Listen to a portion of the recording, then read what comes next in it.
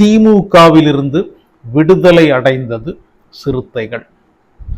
ஆமா, இவ்வளவு நாளா தாவேகாவில் விசிக அந்த கூட்டணியில எப்படி இருந்தாங்கன்னா, இந்த மேக்னெட் இருக்கும் பாருங்க, இந்த மேக்னெட்ல ரெண்டு துருவங்களும் பக்கத்துல பக்கத்துல கொண்டு போனா ஒட்டாது பாருங்க, வேற வேற துருவங்கள் ஒன்னா வச்சா மட்டும்தான் ஒட்டும் இல்லையா. அதே மாதிரி விசிக தாவேகால ஒட்டாம தான் இருந்தாங்க. இந்த ரெண்டு துருவங்களும் பக்கத்துல ஒட்டாம தான் இருந்தது. கூட்டணியில விசிக இருக்கா இல்லையா அப்படின்ற அந்த ஒரு முடிவை இதுவரைக்கும் திருமா சரியா எடுக்காம தான் இருந்தாரு. ஆனா கள்ளக்குறிச்சியில திருமா அவர்களுடைய பிறந்த நாள் அந்த கூட்டம், தமிழ் தேசிய எழுச்சி மாநாடா மிகப்பெரிய கூட்டம் அங்கே வந்திருந்தது.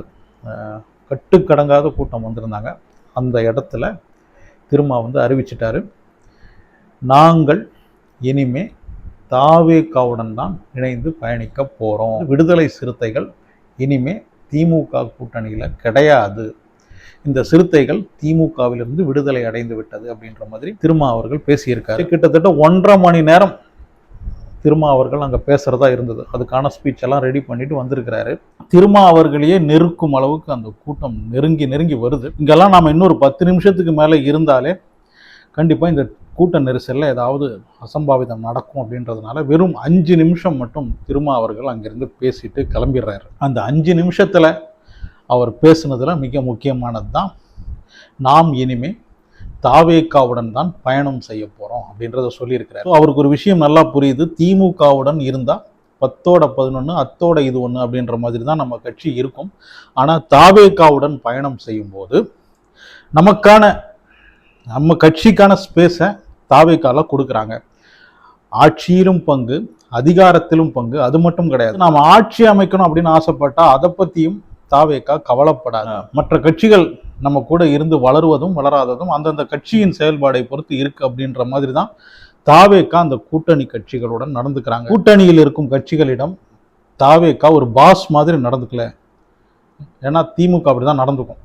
அங்க போயிட்டு இப்போ திருமா சொல்றாரு இன்னைக்கு மேடையில கள்ளக்குறிச்சியில, அடுத்தது நாம ஆட்சி அமைக்கும் நாளை நோக்கி தான் நம்மளுடைய பயணம் இருக்கணும் அப்படின்னு திருமா சொல்றாரு. தாவேகா கூட்டணியில இருந்துகிட்டே இதை திருமா அவர்களால சொல்ல முடியுது. இதே திமுக கூட்டணியில இருந்துட்டு நாம அடுத்தது ஆட்சி அமைக்கும் நாளை நோக்கி தான் பயணம் செய்யணும் அப்படின்னு சொல்ல முடியும். அப்படி சொன்னா விசிகாவை திமுக வளர விடுமா? ஏற்கனவே திமுக கட்சியில நான் தான் சொன்ன மாதிரி கூட்டணி கட்சிகள் எல்லாம் அவங்களுக்கெல்லாம் எந்த ஒரு முக்கியத்துவமும் கொடுக்காம, நாங்க தான் பாஸ், எங்க கூட நீங்க இருக்கலாம் பாஸ், அவ்வளவுதான், நாங்க தான் பாஸ், எங்க கூட நீங்க இருக்கலாம் பாஸ், மற்றபடி பெருசா எதுவும் எதிர்பார்க்க கூடாது அப்படின்ற மாதிரி தான் திமுக இருந்தாங்க. ஆனா தாவேகால அதெல்லாம் கிடையாது.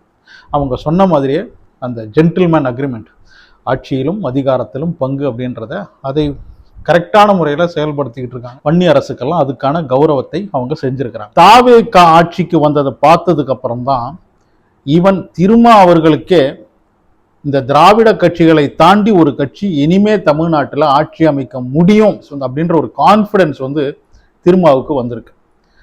அதுக்கு முக்கியமான காரணமே விஜய் அந்த ஒரு கான்ஃபிடன்ஸை கொடுத்ததுதான். இந்த ஒரு கான்ஃபிடன்ஸ் ஏற்கனவே திருமா அவர்களுக்கு இருந்திருந்தா அதிமுகவுடைய அந்த ஸ்பேஸை நல்லா பயன்படுத்தி அதிமுகவுடைய அந்த ஒரு இடத்த ரொம்ப லாபகமா விசிக எடுத்துட்டு வந்திருக்கலாம். இன்னைக்கு இல்ல, விசிக எப்போ அவங்க மாநாடு நடத்தும் போதும் பெரும் கூட்டம், அவர்களுக்கான ஆதரவாளர்கள் கண்டிப்பா இருக்கிறாங்க. ஆனா அவங்க கிட்ட நம்மளால ஆட்சி அமைக்க முடியுமா, நாம இந்த திராவிட கட்சிகளை எல்லாம் தாண்டி ஒரு தனி கட்சியா ஆட்சியை பிடிக்க முடியுமா அப்படின்ற ஒரு நம்பிக்கை மட்டும் அவங்களுக்கு இல்லாம இருந்தது. அது தாவேகா ஜெயிச்சு காமிச்சதுக்கு அப்புறம் வந்துடுச்சு. இப்போ அந்த கான்ஃபிடன்ஸ் திருமாவுக்கும் வந்துடுச்சு. அதனாலதான் சொல்றாரு, நம்மளுடைய லட்சியம் இனிமே ஆட்சியை பிடிப்பதை நோக்கி தான் இருக்க வேண்டும், தமிழ்நாட்டை ஆளும் அந்த லட்சியத்தை நோக்கி பயணம் செய்ய வேண்டும் அப்படின்னு திருமா இன்னைக்கு சொல்றாரு. கண்டிப்பா கள்ளக்குறிச்சியில விசிகாவுடைய இந்த ஒரு மாநாட்டுக்கு கூடின அளவுக்கு கூட்டம் அதிமுக இந்த மாதிரி ஒரு கூட்டத்தை கூட்டியிருந்தா கூடியிருக்காது. கூடும், பிரியாணி, இந்த 200 சரக்கு அதெல்லாம் கொடுத்தா கூடுமே தவிர, வெறும் அதிமுகவின் அழைப்பை ஏற்று அங்க ஒரு கூட்டம் கூடியிருந்தது, இந்த அளவுக்கு கூட்டம் கூடாது. அதை இப்ப திருமா அவர்கள் புரிஞ்சுக்கிட்டு இருக்காரு. அதனாலதான் அவர் சொல்றாரு, நம்மளுடைய அடுத்த லட்சியம் அப்படின்றது ஆட்சியை பிடிப்பதுதான் அப்படின்னு. இந்த திமுக கட்சியில இருந்து சொல்ல முடியுமா இந்த மாதிரி? நீங்களாம் ஆட்சியெல்லாம் பிடிக்கணும்னு ஆசைப்படுறீங்களாமே, எப்படி கூட்டணியில இருந்துக்கிட்டு அந்த 2 சீட்டெல்லாம் வச்சுக்கிட்டு எப்படி ஆட்சியெல்லாம் பிடிக்கணும்னு ஆசைப்படுறீங்க அப்படின்ற மாதிரி தான் ரொம்ப ஏளனமாக தான் திமுக பார்க்கும், கூட்டணிகளையே அப்படிதான் பார்க்கும். ஆனா தாவேகால இருக்கும்போது அந்த மாதிரி கனவை காண முடியும். உங்கள் கட்சியின் முன்னேற்றத்தில் ஒரு விதத்திலும் நாங்கள் தடையாக இருக்க மாட்டோம் அப்படின்றதுல தாவேகா உறுதியா இருக்காங்க, விஜயும் உறுதியா இருக்காங்க. விசிகா வெறும் 8 தொகுதியில மட்டும்தான் கடந்த சட்டமன்ற தேர்தலில் போட்டிட்டாங்க. 1% ஓட்டு அவங்களுக்கு கிடைச்சிருக்கு 8 தொகுதியில போட்டிட்டு. அப்ப நீங்க கொஞ்சம் யோசிச்சு பாருங்க, 234 தொகுதியில ஒருவேளை விசிகா போட்டிட்டு இருந்தா கண்டிப்பா ஒரு 10% கண்டிப்பா கிடைச்சிருக்கும் விசிகாக்கு.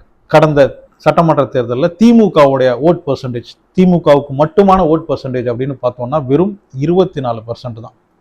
அந்த 24%லயே காங்கிரஸ்காரன் ஓட்டு போட்டது, விசிகா காரன் ஓட்டு போட்டது, சிபிஐ காரன் ஓட்டு போட்டது, சிபிஎம் இவங்கெல்லாம் சேர்ந்து போட்ட அந்த கட்சிக்காரங்கெல்லாம் சேர்ந்து ஓட்டு போட்டதுனால தான், திமுக போட்டியிடும் இடத்துல இந்த கட்சியை சேர்ந்தவங்களும் சேர்ந்து ஓட்டு போட்டதுனால தான் திமுகவுக்கு 24% ஓட்டு கிடைச்சது தனியா.